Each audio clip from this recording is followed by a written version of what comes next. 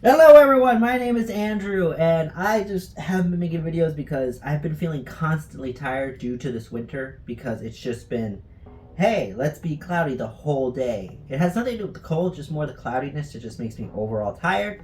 But we are back, and we are going to discuss my instant death ability is Overpowered. This anime came out fairly recently, and it's like the same stereotype as the whole class being transported to another world, but with added special things that make it just a bit more interesting.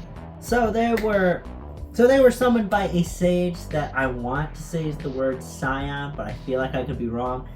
But basically, sages are very powerful beings in this world where they can pretty much do whatever they want, and she wants to create another sage just kind of out of, it just seems like out of fun. Some people have powers, some people don't. It ends up being a monster attacks, and all the people that basically don't have superpowers end up getting killed.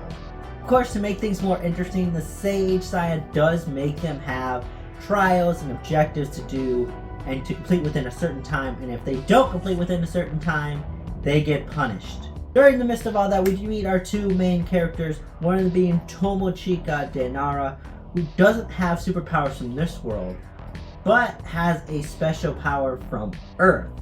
And I will give you a guess on what that is. Now, is it bending water? Is it super strength? Or is it that she has a guardian angel ancestor that can teach her martial arts? Mind you, this is a comedy. Two of those things are very likely to happen. Of course, it is the third option. I do not know why this is, but it leads to some funny scenarios in the series. We have our baby boy, Yaguri Takato, and I really need to stop saying baby boy, but he has a power on Earth, which is to instantly kill anybody. Typically, he usually kills people with killing intent toward him, but as the series goes, it starts to become more abstract what he can kill. So why was he on this bus full of kids? Well, he did escape as a young child from a facility with his handler and has been leading a normal life since. That's not the only thing that's interesting though. We have a vast amount of characters that have powers from Earth. To give you an example, we have a woman that got killed by two cat beings in Earth and ended up getting revived and given cat god powers. We also have an android that was keeping an eye on Yaguri and ends up getting off in that beginning scruffle because she didn't have any powers.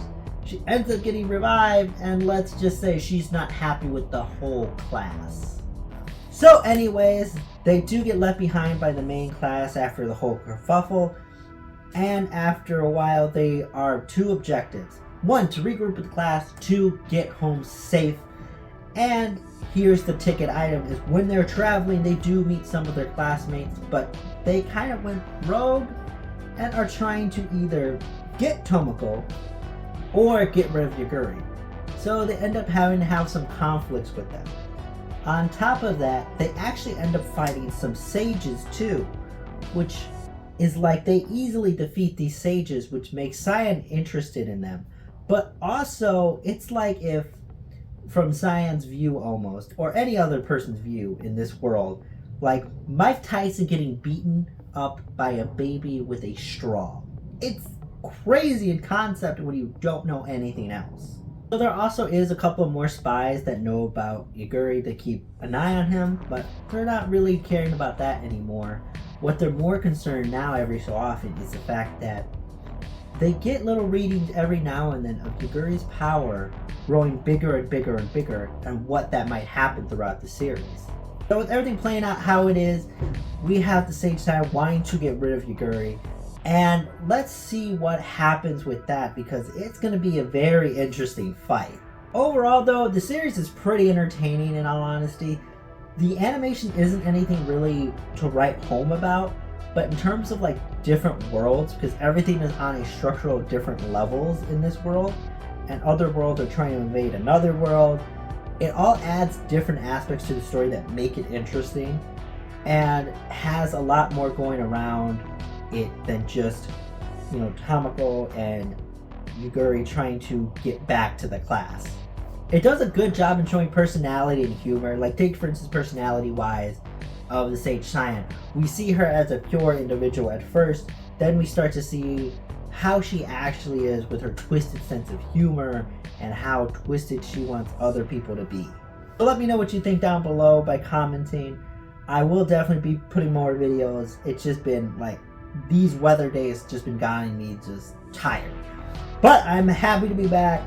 Like I said, I'll be doing Twitch and all that stuff too, so keep an eye out for those. I hope your day is as awesome as you are, and I will see you in the next video.